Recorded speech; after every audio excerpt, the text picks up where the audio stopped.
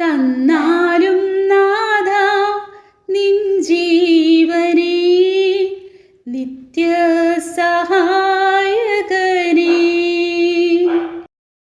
അകതാരിലുണർവിൻ്റെ പനിനീരു തൂകി അവിരാമമൊഴുകി വരൂ. വരദാനവാരിധി ഫലമേകുവാനായി അനുസ്യൂതമൊഴുകി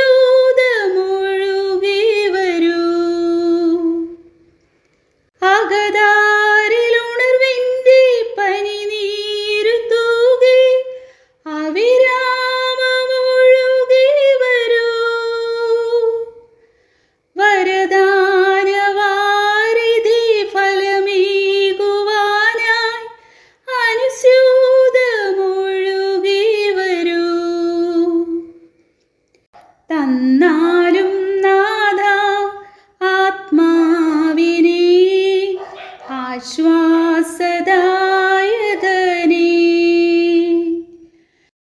തന്നാലും നാഥ നിൻ ജീവനേ, നിത്യസഹായകനേ.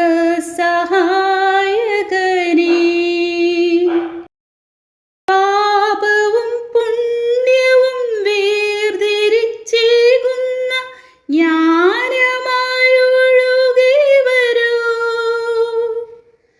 ആത്മീയ സന്തോഷം ദാസരിൽ നൽകുന്ന സ്നേഹമായൊഴുകി വരൂ.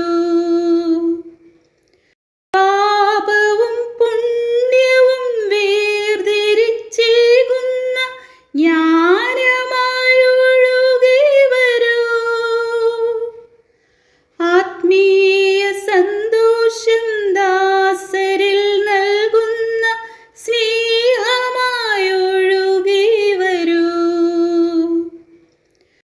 തന്നാലും നാഥ ആത്മാവിനെ, ആശ്വാസദായകനേ.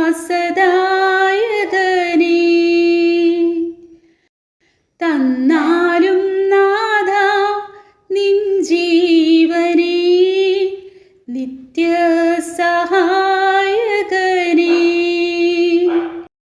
തന്നാലും നാഥ ആത്മാവിനെ, ആശ്വാസദായകനേ.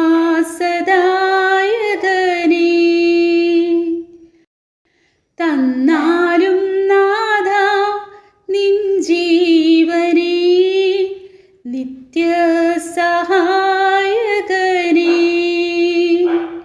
അധ്യായം 3. ക്രിസ്തുവിനോടൊപ്പം നിങ്ങൾ ഉയർപ്പിക്കപ്പെട്ടെങ്കിൽ ദൈവത്തിൻ്റെ വലത്തുഭാഗത്ത് ഉപവിഷ്ടനായിരിക്കുന്ന ക്രിസ്തു വസിക്കുന്ന ഉന്നതത്തിലുള്ളവയെ അന്വേഷിക്കുവിൻ. ഭൂമിയിലുള്ള വസ്തുക്കളിലല്ല, പ്രത്യുത ഉന്നതത്തിലുള്ളവയിൽ ശ്രദ്ധിക്കുവിൻ. എന്തെന്നാൽ നിങ്ങൾ മൃതരായിരുന്നു, നിങ്ങളുടെ ജീവൻ ക്രിസ്തുവിനോടൊപ്പം ദൈവത്തിൽ നിഗൂഢമായി സ്ഥിതി ചെയ്യുന്നു. നമ്മുടെ ജീവനായ ക്രിസ്തു പ്രത്യക്ഷനാകുമ്പോൾ അവനോടുകൂടെ നിങ്ങളും മഹത്വത്തിൽ പ്രത്യക്ഷപ്പെടും. അതുകൊണ്ട് നിങ്ങളിൽ ഭൗമികമായിട്ടുള്ളതെല്ലാം, അസന്മാർഗികത, അശുദ്ധി, മനക്ഷോഭം, ദുർവിചാരങ്ങൾ, വിഗ്രഹാരാധന തന്നെയായ ദ്രവ്യാസക്തി, ഇവയെല്ലാം നശിപ്പിക്കുവിൻ. ഇവ നിമിത്തം ദൈവത്തിൻ്റെ ക്രോധം വന്നു ചേരുന്നു. നിങ്ങളും ഒരിക്കൽ അവയ്ക്കനുസൃതമായി ജീവിക്കുകയും പ്രവർത്തിക്കുകയും ചെയ്തിരുന്നു. ഇപ്പോൾ അവയെല്ലാം ദൂരെ എറിയുവിൻ.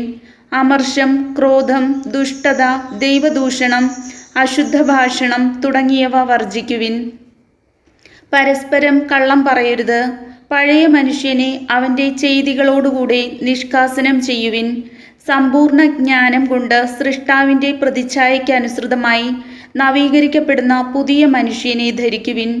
ഇവിടെ ഗ്രീക്കുകാരനെന്നോ യഹൂദനെന്നോ പരിച്ഛേദിതനെന്നോ അപരിച്ഛേദിതനെന്നോ അപരിഷ്കൃതനെന്നോ സിദിയനെന്നോ അടിമയെന്നോ സ്വതന്ത്രനെന്നോ വ്യത്യാസമില്ല. പിന്നെയോ ക്രിസ്തു എല്ലാമാണ്, എല്ലാവരിലുമാണ്. അതിനാൽ ദൈവത്തിൻ്റെ തിരഞ്ഞെടുക്കപ്പെട്ടവരും വാത്സല്യഭാജനങ്ങളും പരിശുദ്ധരുമെന്ന നിലയിൽ നിങ്ങൾ കാരുണ്യം, ദയ, വിനയം, സൗമ്യത, ക്ഷമ എന്നിവ ധരിക്കുവിൻ. ഒരാൾക്ക് മറ്റൊരാളോട് പരിഭവമുണ്ടായാൽ പരസ്പരം ക്ഷമിച്ച് സഹിഷ്ണുതയോടെ വർത്തിക്കുവിൻ. കർത്താവ് നിങ്ങളോട് ക്ഷമിച്ചതുപോലെ തന്നെ നിങ്ങളും ക്ഷമിക്കണം. സർവോപരി എല്ലാറ്റിനെയും കൂട്ടിയിണക്കി പരിപൂർണമായ ഐക്യത്തിൽ ബന്ധിക്കുന്ന സ്നേഹം പരിശീലിക്കുവിൻ. ക്രിസ്തുവിൻ്റെ സമാധാനം നിങ്ങളുടെ ഹൃദയങ്ങളെ ഭരിക്കട്ടെ. ഈ സമാധാനത്തിലേക്കാണ് നിങ്ങൾ ഏകശരീരമായി വിളിക്കപ്പെട്ടത്. അതിനാൽ നിങ്ങൾ കൃതജ്ഞതാ നിർഭരരായിരിക്കുവിൻ. പരസ്പരം പഠിപ്പിക്കുകയും ഉപദേശിക്കുകയും ചെയ്യുമ്പോഴും കൃതജ്ഞത നിറഞ്ഞ ഹൃദയത്തോടെ ദൈവത്തിന് സങ്കീർത്തനങ്ങളും ഗാനങ്ങളും ആത്മീയ ഗീതങ്ങളും പാടുമ്പോഴും ക്രിസ്തുവിൻ്റെ വചനം നിങ്ങളിൽ സമൃദ്ധമായി വസിക്കട്ടെ. നിങ്ങൾ വാക്കാലോ പ്രവൃത്തിയാലോ എന്തു ചെയ്താലും അതെല്ലാം കർത്താവായ യേശു വഴി പിതാവായ ദൈവത്തിന് കൃതജ്ഞതയർപ്പിച്ചുകൊണ്ട് അവൻ്റെ നാമത്തിൽ ചെയ്യുവിൻ. ഭാര്യമാരെ, നിങ്ങൾ കർത്താവിന് യോഗ്യമാം വിധം ഭർത്താക്കന്മാർക്ക് വിധേയരായിരിക്കുവിൻ. ഭർത്താക്കന്മാരെ, നിങ്ങൾ ഭാര്യമാരെ സ്നേഹിക്കുവിൻ. അവരോട് നിർദ്ദയമായി പെരുമാറരുത്.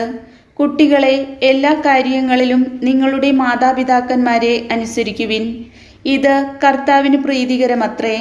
പിതാക്കന്മാരെ, നിങ്ങളുടെ കുട്ടികളെ പ്രകോപിപ്പിക്കരുത്. പ്രകോപിപ്പിച്ചാൽ അവർ നിരുന്മേഷരാകും. ദാസന്മാരെ, നിങ്ങളുടെ ലൗകിക യജമാനന്മാരെ എല്ലാ കാര്യങ്ങളിലും അനുസരിക്കുവിൻ. ഇത് മനുഷ്യപ്രീതിക്ക് വേണ്ടി മറ്റുള്ളവരെ കാണിക്കാനായി ചെയ്യുന്നതാകരുത്. കർത്താവിനെ ഭയപ്പെട്ടുകൊണ്ട് ആത്മാർത്ഥതയോടെ ചെയ്യുന്നതാകണം. നിങ്ങളുടെ ജോലി എന്തു തന്നെയായിരുന്നാലും മനുഷ്യനെയല്ല ദൈവത്തെ സേവിക്കുന്നത് പോലെ ഹൃദയപരമാർത്ഥതയോടെ ചെയ്യുവിൻ. നിങ്ങൾക്ക് പ്രതിഫലമായി കർത്താവിൽ നിന്ന് അവകാശം ലഭിക്കുമെന്ന് അറിഞ്ഞുകൊള്ളുവിൻ. കർത്താവായ ക്രിസ്തുവിനെ തന്നെയാണല്ലോ നിങ്ങൾ ശുശ്രൂഷിക്കുന്നത്. തെറ്റു ചെയ്യുന്നവന് ശിക്ഷ ലഭിക്കും. അക്കാര്യത്തിൽ മുഖം നോട്ടമില്ല. കർത്താവിൻ്റെ വചനം.